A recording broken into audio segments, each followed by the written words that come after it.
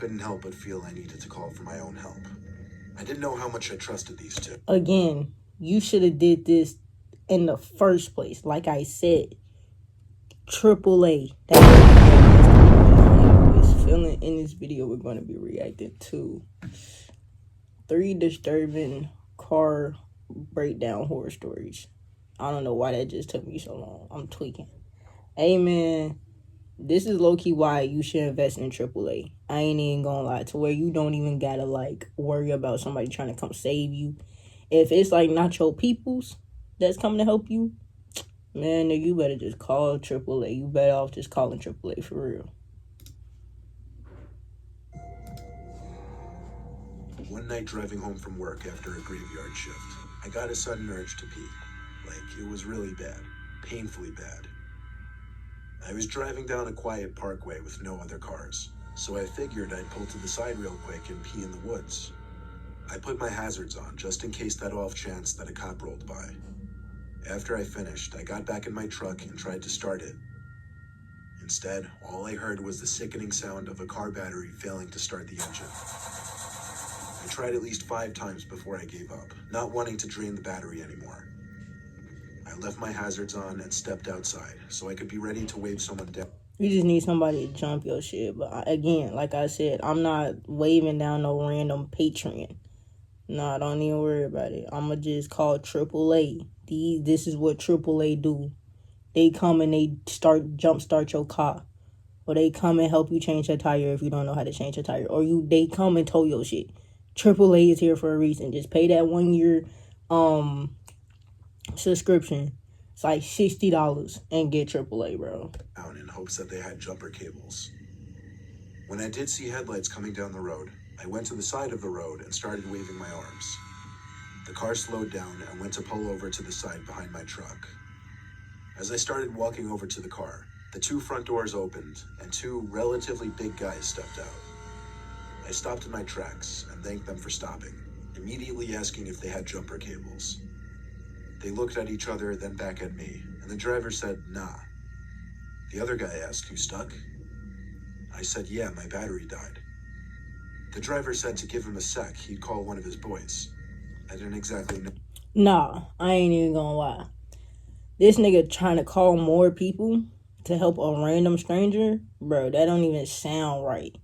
I ain't even gonna lie. If I ever was to help a hitchhiker, which I would never do that, but if I was to ever help a hitchhiker and they ask me if I have something and I don't have it, then I'm going to be like, well, I'm sorry, and I'm going to keep going. I mean, what the fuck is the point of me staying and helping you? I don't got it. I can't help you, so I'm just going to keep going about my night. Know how I felt about that. Right away, I found the 2 a little off-putting. I know it sounds ridiculous, but I got gangster kind of vibes from them. The driver got back into his car after he got on the phone. I did the same. When I was sitting in my car, I couldn't help but feel I needed to call for my own help. I didn't know how much I trusted these 2. Again, you should have did this in the first place. Like I said, AAA. That's literally, you might have, and it's like, you ain't even think to call, like, none of your friends. Like, before I'm, like, trying to wave somebody down to help me on the side of the road, I'm calling my peoples. If none of my peoples could get to me, then I'm calling AAA. But regardless, I'm going through those 2, steps before I ever get to, like, waving somebody down on the side of the road. Nah, bro. I'm going to call my homie. I'm going to call my mama. I'm going to call my pops. I'm going to call my granddad. I'm going to call everybody that I know could be accessible to me. Then I'm calling AAA. Then I might be, but if AAA is going to come, they might take a long time to get there, but AAA going to come eventually. So I called my brother's phone a couple of times before he picked up. It was past midnight after all. I had woken him up with my call, but I told him I was stuck in an emergency and needed his help. I told him to bring jumper cables and to hurry up. He said he'd be over in a few. You should have been did this. I'm sorry, y'all. That's double. You should have did this in the first place. You should have never even flagged nobody down. The driver opened his door and stepped out to look at me, and I called over that I had help on the way and it was cool. All he said was, "Aight then." I got back in his car. Hey, Meta, play Gorgeous. Hey, Joseph, cool bike. Thank you. While our nation's best are giving their blood, sweat, and tears on the pitch. That feeling of danger suddenly exited my body, and I felt at ease. I leaned my seat back so I could relax in the meantime. But soon it came to me that I didn't hear their car pass by. I turned back and saw that their car was still there. It had been almost 5 minutes since I'd waved them off. I called my brother again, who said he just got in the car. I told him to floor it to me and have some weapons ready, because I was pretty sure I was about to be jumped. He said he had his baseball bat in the back seat as usual. Luckily, my truck was only about 5 minutes from our house. Oh, so, again, why did you wave somebody down? Why didn't you think to call your peoples in the first place if you was 5 minutes down the street? Nigga, could just keep calling until somebody wake up and be like, hey, I just need you to start my car real quick, and then we could go. Or if anything, you could have called them and be like, hey, just come get me. My car won't start. We could just get it in the morning. I'm a little confused. He stepped on it. I started to beat myself up for not just holding it in for another 5 minutes. Then this wouldn't have happened. Finally, more headlights appeared coming up the parkway. The approaching car slowed and pulled up behind the car that was behind me. I got out from the car and started waving my arms again. But when I saw 2 of the car doors open, I had a feeling it wasn't my brother. Yeah, no. The driver in the first car got out and greeted his apparent goons. They all started gradually making their way over to my truck as they talked loud and cursed at each other. They finna rob your ass. I guess it's worth noting there were no jumper cables in any of their hands. I'm not a lucky person at all, but when I saw the familiar headlights of my brother's Mustang zooming down the parkway towards us, I felt as if my luck had turned around for once. He pulled up his car in front of my truck, and he came out with his baseball bat. He pulled out another baseball bat from the back seat that he brought for me. He tossed it to me, and my brother, being the larger, more dominant one, said in a very loud, firm voice, we didn't want trouble, and it's best they moved along and let us go about our business. They all backed up a little when they saw our bats. One of the guys laughed. Another one said, we ain't ever said we want no trouble. Upon examining the first car, I realized the guy who was in the passenger seat originally wasn't there anymore. I whispered to my brother to be wary. One of the men were missing. My brother got back in his good eye that you caught that, though. Good eye. Car to bring his hood up in front of my hood. He fetched his cables and connected them to my battery. I kept watch of the 3 men who were lurking by their cars. Now we waited. My brother very softly called my name and then low-key tilted his head in the direction of the woods. I looked into the woods and saw the man who was originally in the passenger seat was now hiding in the woods, looking as if he was about to do some kind of sneak-up attack. My brother told me to try the ignition. So, with one faithful turn of the key, the engine to my truck started. I got back out of the truck to literally guard my brother as he unplugged the cords from my battery and put them back in his car.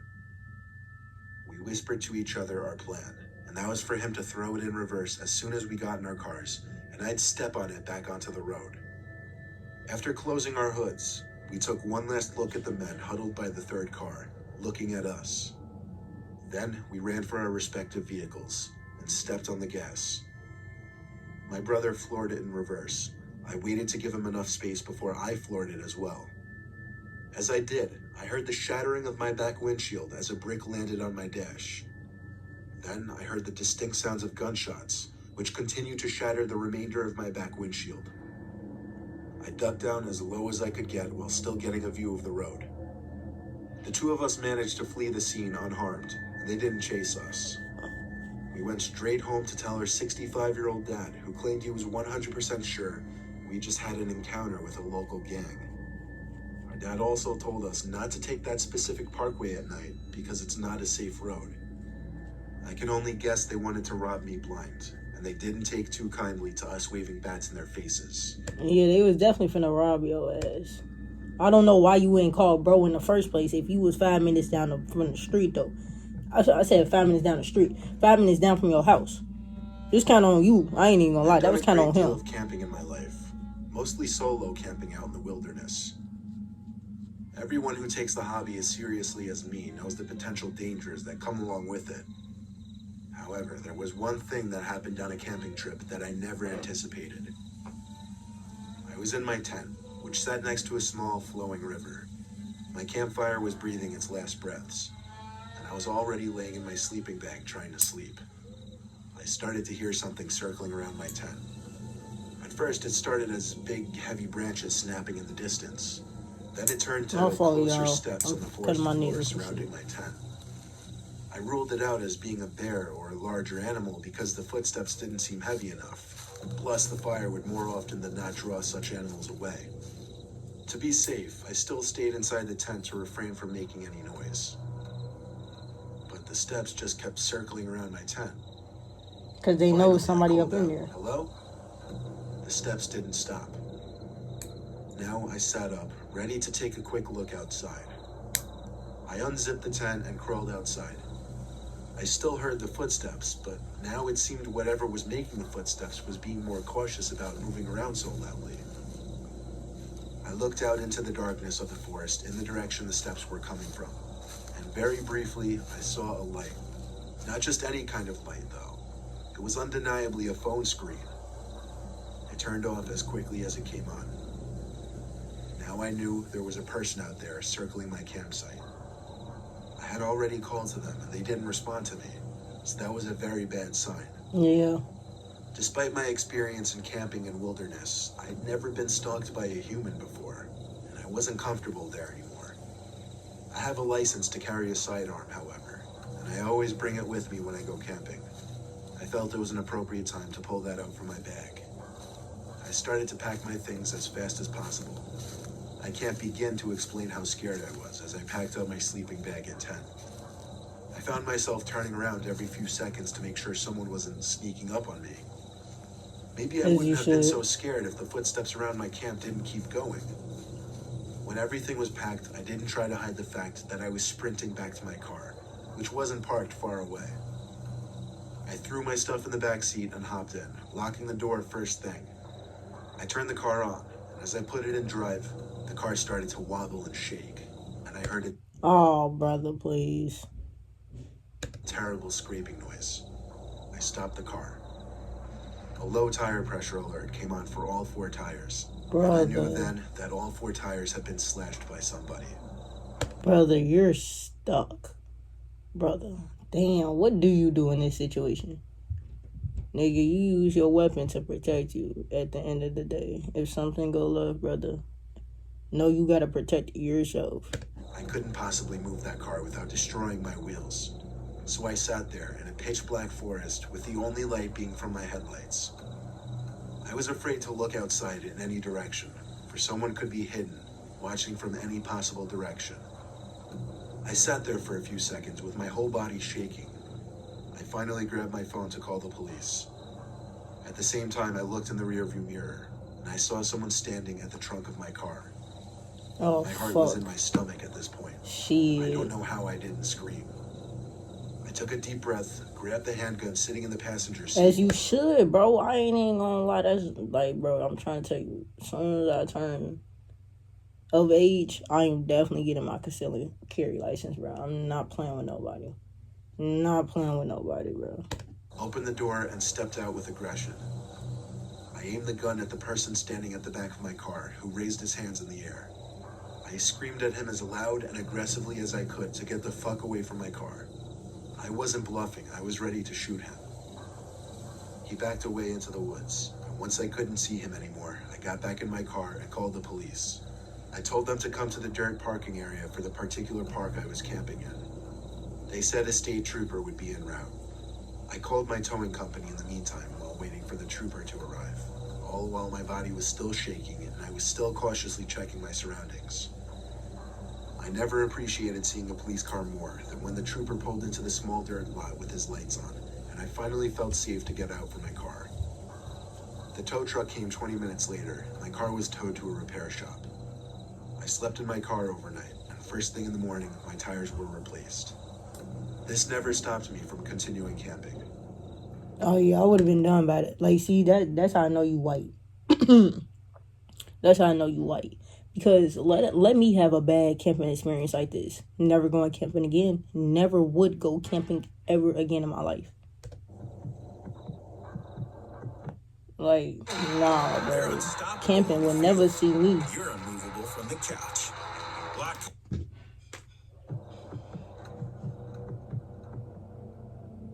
My old Buick used to have issues with the gas gauge. The gauge was off, so sometimes I'd fill the tank completely and the needle on the gauge would still hover around the E. And sometimes Oh man, yeah, you gotta get that fixed. That would piss me off just because I wouldn't know when the fuck my gas is running low. when the tank was running low, the needle would sit around F. The needle seemed to decide when it wanted to work or not. Well, one night after coming back from a vacation and not driving for a week, I guess I had forgotten how long it had been since I'd filled up the tank, because the car ran out of gas on some quiet road in an even quieter town. I didn't want to call my girlfriend because she lived too far away, and I didn't want to be a bother. I got out from the car and You ain't got looked no around my homies? surroundings.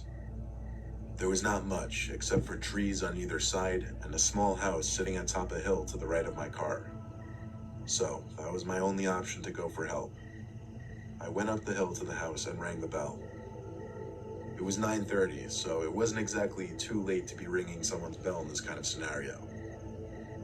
I waited patiently. There were lights on in the house after all. After a minute, I gave the bell one more ring, but I told myself that would be it. After waiting another minute, I accepted defeat and walked away from the door. As I went down the little walkway, I heard a weird noise that seemed to be coming from the side of the house, like the moaning and distressed breathing of someone in pain. It came from behind a line of bushes. Quite frankly, I didn't feel right snooping over there, so I continued back down the driveway. I did take a look back at the house, and noticed a light upstairs was on now that wasn't on before, and there was someone standing at the window. I could see their head and shoulders. I stared for a moment, expecting them to do something, like maybe come to the door. But they didn't move, and it got weird. This one you call AAA and you call the police. So I continued back to my car. I leaned on my car door and called AAA, which was my roadside assistance company. They said they would deliver gas to me within half an hour. It was too hot out to sit in my car, so I stayed outside. I waited around texting people, checking Instagram, and pacing back and forth. When I heard a deep voice go, "Excuse me," my head shot up. There was a guy standing by the curb near the driveway to the house. He was wearing a hat really low and tilted his head down, hiding a lot of his face. He asked me if there was a problem. I said I ran out of gas right here. All he said in response was, "Oh." He turned and started walking back up the hill. Pretty soon he disappeared behind the bushes on his property. So you just wanted to come and check on a person and not offer no help? Why would you even go and check on somebody? Like, I ain't gonna never go. If I see somebody, like, on my road with their hazards on, I would never get out my house to go check up on them. Be like, "Hey, are you stuck?" They be like, "Yeah." I be like, "Oh, shit." And go back in my crib. Like, that's just bogus as fuck. He seemed like a very creepy man based on that short interaction. I texted my girlfriend about the whole thing, and she said I should go see what that sound I was hearing behind the bushes was. No, see, don't listen to your girlfriend. That bitch is stupid. And she, like, yeah, see, don't listen to bitches like that. Why would you go and explore a weird sound? Who the fuck does that? See, nah, bro. No. I kind of wanted to be honest. So I snuck through the trees Yo, next to the guy's alright, house. bro. Up the Y'all hill. ass, Went both to of the y'all side of the ass house is where I heard dumb. the noises. Both of they ass Tiptoed up is to the wall of the stupid as house, fuck. and then stopped to listen. There were the moans and breathing again. They were coming from a window. I went to the window and tried to look inside, but the blind was down, so I couldn't. The sounds were concerning, though. I lightly tapped. Bro, are you the police? If it's so concerning, call the cops. Why are you checking this out? If you found it so concerning, why didn't you call the police and be like, "Hey, I'm kind of like nigga, like what? On the window This and nigga's said, stupid. "Is everything okay?" Like, I who are heard you someone feeling like? say Are in you a feeling faint, like weak Captain voice, Saberho? "Help." I stood there thinking about what to do. Call All of a the sudden, police. The blind kicked open, and I saw a face looking back at me through the window. I couldn't tell for sure. This but nigga's it looked like the stupid. creepy man who came outside. The kink in the blind dropped back down shut, and then the window dropped closed, so I couldn't hear anything else. I didn't care though. I ran back down to my car, got in, and locked the door. You shouldn't never go. I Alright. waited until the AAA truck came, and when they filled my tank, I didn't say a word about what I just witnessed. I just went home and tried to get some sleep that night. I never wanted to see or think about that house again. Alright, bro. Yeah, that nigga at the end, bro, that nigga's stupid. He's a fucking goofy. Like, that was the dumbest shit you could have done. If you was gonna check it out and you want to feel like Captain Save-A-Ho, you should have called the police. Like, what? And then your girlfriend dumb as fuck for fucking even tell. Both of y'all just stupid. We just gonna wrap it up and say both of y'all just stupid as fuck. Hey man, if y'all enjoyed the video, though, you already know what the fuck to do. Like the video, subscribe to the channel, turn on post notifications. Y'all boys are new. I'm gonna catch y'all boys in the next one. Yeah.